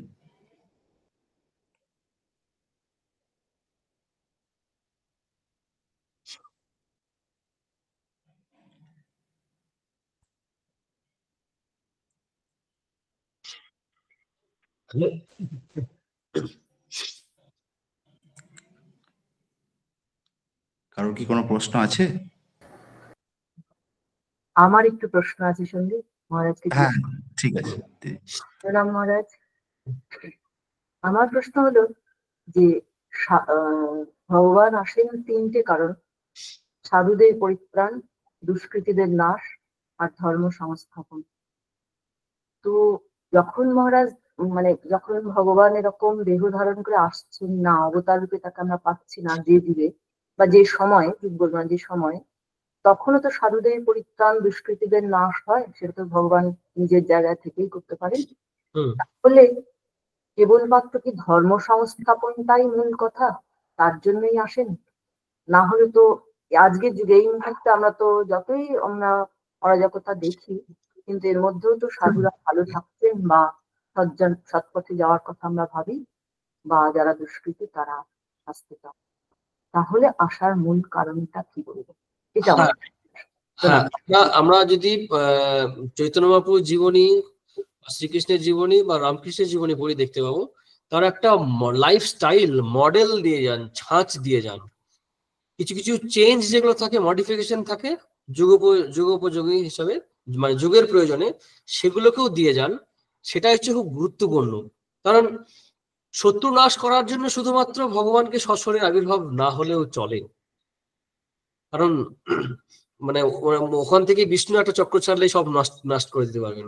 সবচেয়ে বড় যেটা মনে হয়, আমরা যদি পুরাণাদি পড়ি বা ভাগবত ইত্যাদি দেখবো যে আমরা তার ওই শত্রু সংহারটা থেকেও গুরুত্বপূর্ণ হচ্ছে ধর্ম সংস্থাপনে, এবং তার মধ্যেও ওই একটা আদর্শ জীবনযাপন প্রণালী তিনি এবং তার পার্শ্বদের মিলে দেখিয়ে দিয়ে যান, যেটাকে মানুষ ওই ছাঁচে ফেলে জীবন তৈরি করতে পারবে। এটা একটা। আর একটা হচ্ছে যে ভগবানও চান, এই মনুষ্য লীলা ভালোবাসেন। আমরা পুরাণাদিতে বিভিন্ন জায়গায় পাই এই মনুষ্য জীবন, মনুষ্য লীলা করতে মানুষকে বড় ভালোবাসেন তিনি, তাই মানুষ এই লীলা করতে পছন্দ করেন। এটাই আমরা পুরাণাদি শাস্ত্রে আমরা পাই। দুষ্কৃতি বিনাশের জন্য অবশ্যই তাকে টেম্পোরারি একটা রূপ ফর্ম করে আসতে পারেন, যেমন নৃসিংহ অবতারে এলেন, আসতেই পারেন অল্প সময়ের জন্য। কিন্তু আদর্শ সংস্থাপন করতে হয়, তখন তাকে রক্ত মাংসের শরীর গ্রহণ করে। বিশেষ করে আমরা রামকৃষ্ণ বিবেকানন্দের জীবন এবং চৈতন্য মহাপ্রভু বা নিত্যানন্দ প্রভু এদের দিকে যদি তাকায় দেখতে পাবো, তো একটা আদর্শ স্থাপন করার জন্য, জীবন প্রণালী দেখাবার জন্য খুব বেশি প্রয়োজন থাকে আসার, তাই না? হ্যাঁ, এবং সেটা কি ভক্তের আকুতিতেই তাকে আসতে হয়? ভক্তের আকুতিতেও আসে, তারও নিজস্ব দায়ও থাকে। দায় থাকে এই কারণেই, যখন তার তো ভক্ত থাকেই, ভক্তের আকুতিতেই হয়তো মেন বলা হবে, কারণ তিনি তো ভক্তাধীন গোবিন্দ বলা হয়। তো আমরা দেখছি বিভিন্ন সময় ভক্ত চাইছে ভগবান আসুন, ভগবানও নিজেও আসতে চাইছেন। আর যদি আলটিমেটলি ভাবি দেখি ভক্ত কে, ভক্ত তো তিনি, তো একরূপে ভক্ত তিনি, সবার মধ্যে আসেন একরকম ভাবে, তিনি ভক্ত হয়েছেন। যেমন বলেন না যে রাধা শ্রীকৃষ্ণই তো রাধা, তিনি তো তিনি একরূপে ভক্ত হয়েছেন, তিনি একরূপে ভগবান। কিন্তু তারই লীলার মধ্যে যদি ভাবে, এটা আলাদা আলোচনার মধ্যে এসে যাবে, কিন্তু তিনি এদিক থেকে ঠিকই যে ভক্তের আবাহনে আমরা যদি বিশেষ করে ভাগবতে যদি দেখি এবং রামায়ণে যদি দেখি, তাহলে দেখতে পাবো যে ভক্ত চাইছে, এবং মহাপ্রভুর ক্ষেত্রেও তাই। অদ্বৈত আচার্য চাইছেন, খুব প্রার্থনা করছেন যে জীব চাইছে যে ভগবান আসুক। আসলে জীবকে বাদ দিয়ে তো শিব নয়, অর্থাৎ ব্যষ্টিকে বাদ দিয়ে সমষ্টি নয়, ব্যষ্টির সমষ্টি সবটা মিলিয়ে সমস্ত সূক্ষ্ম শরীরে যিনি অভিমান করছেন, তিনি যেমন ব্রহ্মা, সমস্ত কারণ শরীরে অভিমান করছেন তিনি ঈশ্বর। ঈশ্বর তো সবকে মিলিয়ে ঈশ্বর, আমাকে বাদ দিয়ে তো জগন্নাথের জগন্নাথত্ব পূর্ণ হবে না। আমি তো ফেলনা নই, জগতের কোনো কিছু কেউই ফেলনা নয়। তাই আপনি ঠিকই বলেছেন যে ভক্তের আরতিতে দিকে ভগবান আসছেন, অবশ্যই ভক্তের আরতিতেই ভগবান আসছেন। আর তিনি একটা প্রশ্ন, হ্যাঁ মা।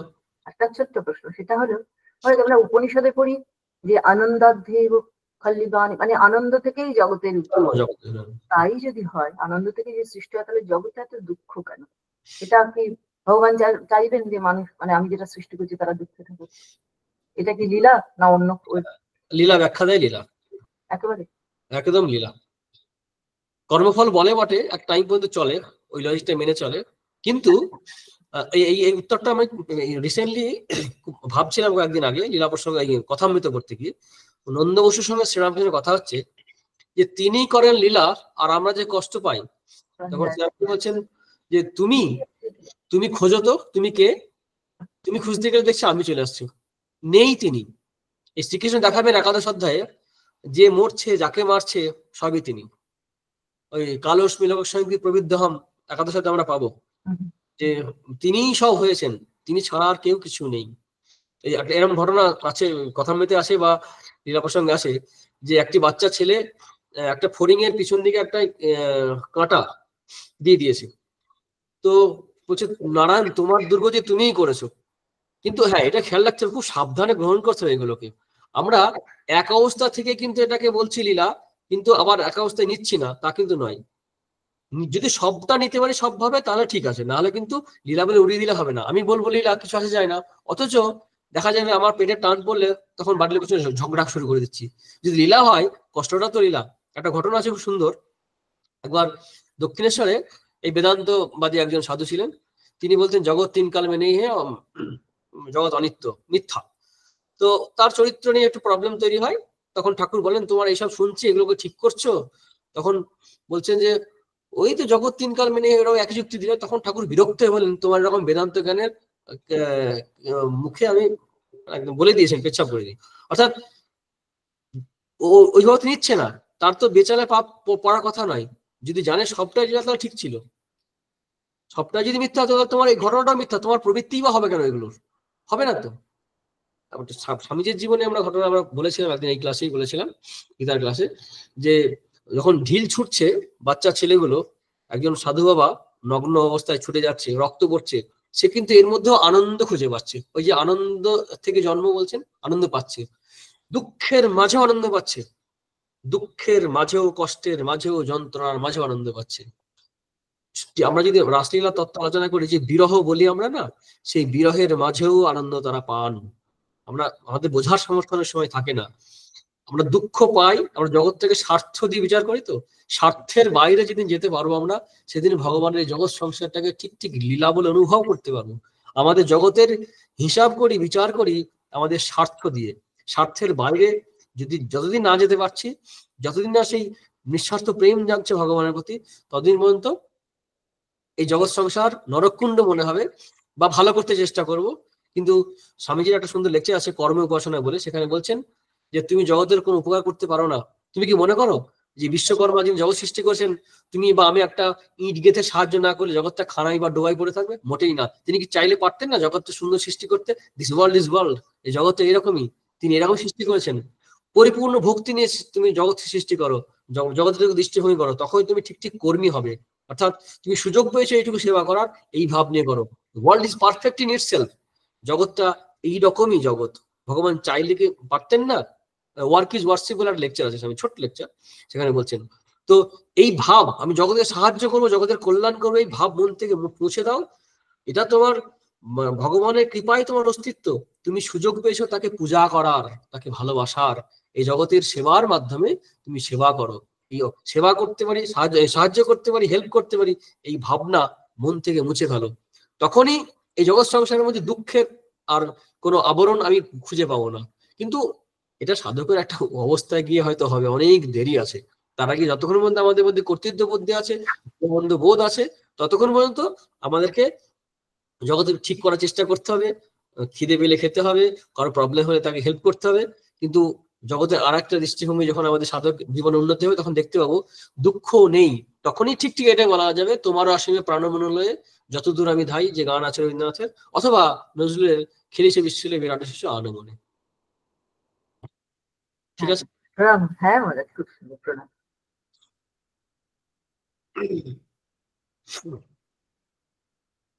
প্রণাম মহারাজ। হ্যাঁ মহারাজ, আজকে ক্লাসের শুরুতে আমরা যে শ্লোক দিয়ে আজকে পড়া শুরু করলাম, সেখানে যোগের সম্পর্কে একটি বিশেষণ ব্যবহার করা হয়েছে, যেটা অব্যয়। অব্যয়। যোগকে বলা হচ্ছে অব্যয়।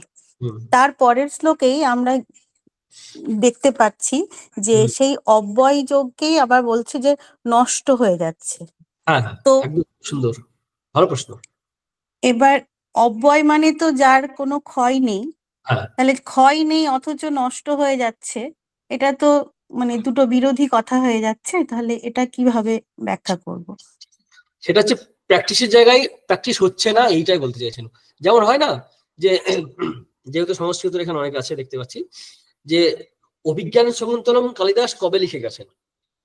এখন এই যদি কেউ বলে যে এই সংস্কৃত শাস্ত্র বা সাহিত্য বা দৃশ্য শ্রাব্য কাব্যগুলো নষ্ট হয়ে যাচ্ছে, নষ্ট হয়ে যাচ্ছে মানে কি, এগুলো চর্চার মধ্যে আসছে না, সেটাকে আবার ইন্ট্রোডিউস করা, সরকারি মদতেই হোক বা কোম্পানির প্রজেক্টে হোক বা কোনো সংস্থার প্রজেক্টের হোক বা স্কুলের শিক্ষক শিক্ষিকা বা মানুষের যদি ইচ্ছায় তারা যদি আবার নতুন করে এটাকে আবার ভালো করে বইটা ছাপালো, প্রিন্ট করলো, চর্চা হলো, আলোচনা হলো, তার ছন্দ কোথায় কি আছে, শ্লোক কি আছে, কোনটা প্রাকৃত কোনটা সংস্কৃত ভাষা, তার মাধুর্য, তার সৌন্দর্য, নাটকের যে বৈশিষ্ট্য, এগুলি যখন ভাবতে শুরু করে তখন সেটাকে আবার নতুন জাগরণ হলো এবং আধুনিক স্ক্রিপ্টে লেখা, আধুনিক ভাবে পিডিএফ বানানো হলো, আধুনিক ভাবে ছবি টবি দেওয়া হলো। তাতে কি হয়, ওই একই জিনিস এই সময় এসে গেল, ওটা কিন্তু অব্যয়, এখানে নতুন করে কেউ লিখছে না শ্লোকগুলো বা বা যে কথাগুলো আছে নাটকে, একই জিনিস আছে, কিন্তু এর ইমপ্লিমেন্টেশনটা নষ্ট হয়ে গেছিল, কারণ ভালো ছাত্রছাত্রী পাওয়া যাচ্ছিল না, সেটা এবং শিক্ষকও পাওয়া যাচ্ছিল না, যে কারণে ওটা পড়েছিল, নষ্ট হয়ে গেছিল, এরকম ভাবে বলা যায়। কিন্তু নষ্ট হয়নি, ওটা যে বিদ্যা এসে গেছে। ঠিক সেরকম ভাবে যোগ, আত্মতত্ত্ব বলতে গেলে স্বরূপ যে যোগ, আত্মাও তো অব্যয়, শুধু যোগটা কেন, মানে সাধারণ পদ্ধতিটা শুধু নয়, আত্মা যে স্বরূপ তাও তো অব্যয়, সেটা তো আমরা ভুলে বসে আছি। এই এখানে শঙ্কর ভাষ্যে প্রথম দিকে আমরা পড়েছিলাম, অনুষ্ঠাত্রীনাং কামোদ্ভবাৎ হিয়মান বিবেক বিজ্ঞান হেতু কে না অধর্ম অভিধূয়মানে অধর্মে প্রবর্ধমানে চ অধর্মে, মানে অর্থাৎ অধর্ম বেড়ে গেলে তখন এই ধর্ম যখন খুব মানে নিচে চলে যায়, তখন এই যোগের প্র্যাকটিসের লোক থাকে না, যার ফলে মনে হয় যেন সেই যোগটা নষ্ট হয়ে যাচ্ছে। অ্যাকচুয়ালি নষ্ট বলতে সেভাবে নষ্ট হয় না, সেটা আপডেট করে দেয় এবং ওটাকে রিভাইভ করে। কারণ দেখো এইটাই তো বললেন ভগবান না, যে সেই যোগী পুরাতন যোগী তোমাকে আবার বলছি, নতুন করে কিছু বলছেন না তো, মানে নষ্ট তো হয়ে যায়নি, এর ইউজটা চলে গেছে, সেই ইউজটা আবার ইউজে আনতে হবে আর কি। ঠিক আছে। হ্যাঁ মহারাজ, মানে চর্চার অভাব দেখা দিয়েছে, এটাই আমরা বুঝে নেব ওখান থেকে। মহারাজ, আর একটা প্রশ্ন সময় হবে বলবো? হ্যাঁ। আচ্ছা, এখানে শ্রীকৃষ্ণকে যখন ভগবান নিজের অবতার তত্ত্বের উপদেশ দেবেন বা বলবেন, তখন দুটো শব্দ ব্যবহার করেছেন, এক ভক্ত আর এক সখা। এবার এই দুটো কি ওনার মানে স্বরূপ জানার জন্য এই দুটো কি মানে মিনিমাম ক্রাইটেরিয়া? ওটা থাকলে তবেই ওনার স্বরূপ, ভগবানের স্বরূপ জানা যাবে? না, ভক্ত আর সখা না সেটা বলছেন না, ভক্ত সখা বলে তাকে উপদেশটা দিয়ে দিচ্ছে, কিন্তু জানার জন্য ক্রাইটেরিয়া কিন্তু পরে, ওই যে দুটো শ্লোক বললাম আমরা, বিতরাগ হয় ক্রোধ আছে না, জন্মকর্ম জন্মদিব্যম, এইগুলো ক্রাইটেরিয়া দিচ্ছেন। তুমি আমার প্রিয় বলে তোমাকে জানিয়ে দিলাম। যেমন ধরো আমার গীতার যারা ক্লাস করছি, আমার প্রিয়, এদের জন্য একটা স্পেশাল কিছু দিয়ে দিলাম, এর মানে এই নয় যে সবাই এটাকে গ্রহণ করতে পারবে ও কাজে লাগাতে পারবে। ভক্ত সখা তাই তোমাকে দিলাম, বললেন যে তুমি আমার ভক্ত সখা তাই তোমাকে এই যোগটা বলছি, কিন্তু অনুভব করতে গেলে এই যোগটা, তখন কিন্তু ভগবান পরিষ্কার করে একদম শ্লোকে, এই যে দুটি শ্লোক মেনলি, আরো অনেক শ্লোক আছে পরেও বলবেন, কিন্তু এখানে খুব পরিষ্কার করে বললেন যে জন্মকর্ম চমে দিব্যং এবং ইয়বেত্তত্ত্ব। আর সেটা জানতে গেলে কি করতে হবে, নেক্সট শ্লোকে 10 নম্বর বলছেন বিত রাগ ভয় ক্রোধ মন্ময় অবস্থিতা, আরো অনেক কিছুই বলবেন পরে, একটা নাটসেল ছোট্ট করে বলে দিলেন যে মন্মায়া মাম আশ্রিতা। এখন ভক্ত বলতে ভক্ত তো নানা রকমের ভাগ আছে, এতে সেটাও নবম অধ্যায় বলবেন, আর্ত, জিজ্ঞাসু, অর্থার্থী, জ্ঞানী, এইসবগুলো পরে পরে অনেক আলোচনা আছে এগুলো আমাদের গীতায়, নবম অধ্যায়ে। যদি গীতাটা আমরা এগিয়ে যাই আমরা দেখতে পাবো। তো ওইটারই ক্রাইটেরিয়া নয়, মানে ভক্ত, কারণ সখা তো নাও হতে পারে, কেউ হতে পারে, দাস হতে পারে, সেখানে দাস তো বলছেন না। দাস্য শান্ত, দাস্য সখ্য, বাৎসল্য, মধুর ভাব, ঋষিদের শান্ত ভাব ছিল, হনুমান প্রভৃতির ছিল দাস্য ভাব, অর্জুন যেমন সখা, তারপরে সুদামা, এরা সখা। তো ক্রাইটেরিয়া এটা নয়, কিন্তু তুমি সখা আমার প্রিয়, you are dear to me, that's why I am imparting this education to you, এইরকম একটা ভাব। ঠিক আছে, ঠিক আছে মহারাজ, প্রণাম।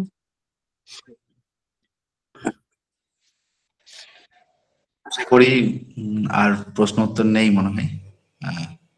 আমরা প্রায় এতক্ষণ ধরে মহারাজের সুন্দর আলোচনা শুনলাম গীতার, এবং দিদির এবং ব্রত দিদির অসাধারণ প্রশ্ন উত্তর পর্ব শেষ হলো।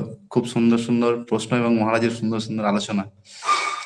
তাই এতক্ষণ পর্যন্ত যারা আমাদের ক্লাসের সঙ্গে ছিলেন, গীতা ক্লাসের সঙ্গে, তাই তাদেরকে আমাদের পক্ষ থেকে, আমার পক্ষ থেকে এবং গীতা বিনিশ্চয় গ্রুপের পক্ষ থেকে প্রত্যেককে আন্তরিক কৃতজ্ঞতা জানাই এবং যথাযোগ্য স্থানে নমস্কার জানাই, এবং মহারাজকেও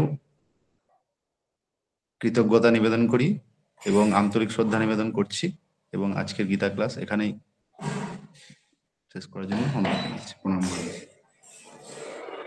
ওম শান্তি শান্তি শান্তি। হরি ওম তৎসৎ। শ্রীকৃষ্ণার্পণমস্তু।